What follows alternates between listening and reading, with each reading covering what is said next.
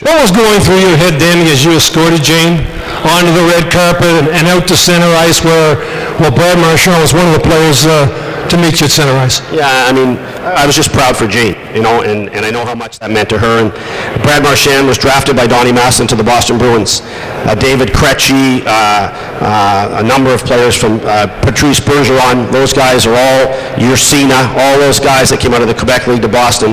Donnie had a direct hand, and in the Bruins staff, from the GM down, they recognized Donnie's contribution to the Bruins. So it was a real nice touch to have Brad there to partake in the face-off ceremony, and the fact that they kind of surprised Jane and getting her a Stanley Cup ring, I thought that was a classy move by Boston. When you coached Brad Marchand, was it clear to you that he would play professional hockey at the top level?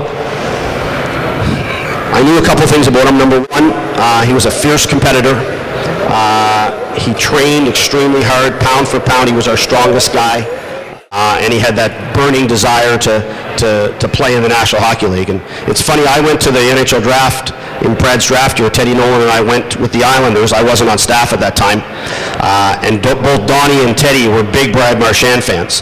And Teddy was canvassed for the Islanders to take Brad Marchand in the second or third round. So as the draft unfolded, there was a trade. I was up in the stands.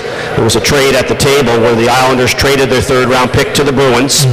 Donnie gave me a wave from the floor, so I knew exactly what was going to happen. And the Bruins stepped up and took Marchand with the Islanders pick. So we had quite a laugh about it after, but he knew exactly what he was doing when he pushed for Brad.